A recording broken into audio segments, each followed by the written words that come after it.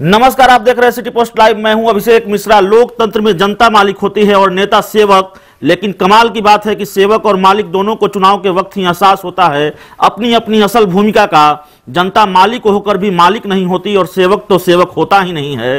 खैर, चुनाव आ गया है, जनता फिर भी मालिक हो गई है और शासक फिर सेवक हो गए हैं। सवाल पूछना वोटर का अधिकार है, लेकिन हमें देशभक्त बनाकर हमसे यह अधिकार भी छीन लिया गया है। अब यह सवाल आप खुद से पूछते रहिए कि आप पहले से देशभक्त थे तो फिर क्यों बनाए जाने के बाद क्या ज्यादा देशभक्त हो गए हैं? कैसे सवाल पूछेंगे आप उस सरकार से जिसने पाकिस्तान को मुंहतोड़ जवाब दे दिया हो? जब भाषणों में नोटबंदी का जिक्र नहीं है, रोजगार का जिक्र नहीं है, 15 लाख काले धन का जिक्र नहीं है, तो फिर आप कैसे पूछ सकते हैं? आप तो देशभक्त हैं। आप पाकिस्तान पर बम बरसा है, उससे खुश होइए, संतोष रखिए कि आपको रोजगार मिले न मिले। 56 इंच की छाती 156 इंच की हो गई है। कहां रोजगार के चक्कर में पड़ते हैं जनाब? काहे 15 लाख गिनने की जहमत उठाइएगा? छाती नापिए सरकार की। हम और आप पहले से देशभक्त थे, लेकिन कौन मानेगा? हमारा सर्टिफिकेट तो रिन्यू किया जा रहा है। देशभक्ति कहीं ओवरफ्लो ना हो जाए, क्योंकि इतनी देशभक्ति भरी जा रही है।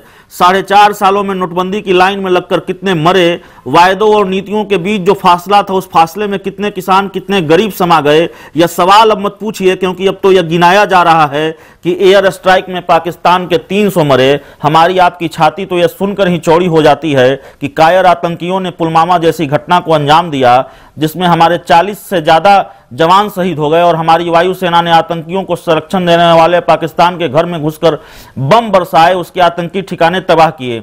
हमारा कलेजा तो यह जानकर ही ठंडा हो रहा था, लेकिन सियासत तो सियासत है। यूपी के मुख्यमंत्री योगी आदित्यनाथ ने कह दिया कि 400 आतंकी मारे गए। बीजेपी के अध्यक्ष अमित शाह ने कहा 250 आतंकी मारे गए और वायुसेना ने कहा हम टारगेट पर निशाना साधते हैं, लाशें नहीं गिनते। सियासत हमारे अधिकारों और हमारे सवालों को ठिकाने लगा देने का हुनर जानती है। और कमाल देखिए कि कितनी खूबसूरती से हमें देशभक्त बनाकर हमसे सवाल पूछने का अधिकार छीन लिया जाता है। आप उस नोटबंदी का जिक्र नहीं करते जिस पर आपके सहयोगी सवाल उठाते हैं। और सहयोगी कौन? लोक जनशक्ति पार्टी, जिनके मुखिया रामविलास पासवान ने कहा कि प्रधानमंत्री नरेंद्र मोदी की छाती 56 नहीं 156 इंच की है।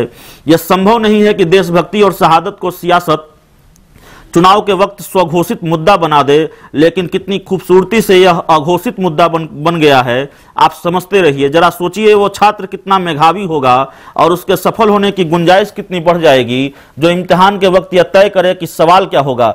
2019 का सबसे बड़ा सवाल यही है कि मौजूदा केंद्र सरकार आपकी उम्मीदों पर कितनी खड़ी उतरी, और इसका पैमाना यह है कि जो वायदे किए गए थे, जो दावे किए गए थे, उन वायदों को सरकार ने कितना पूरा किया। लेकिन यह पैमाना ही अब बदल गया है। सरकार ने पाकिस्तान को मुंहतोड़ जवाब दे दिया ना, अभिनंदन घर आ गए ना भाई। एयर स्ट्राइक में 200-400 आतंकी भी मारे गए, फिर यह सब सवाल क्यों?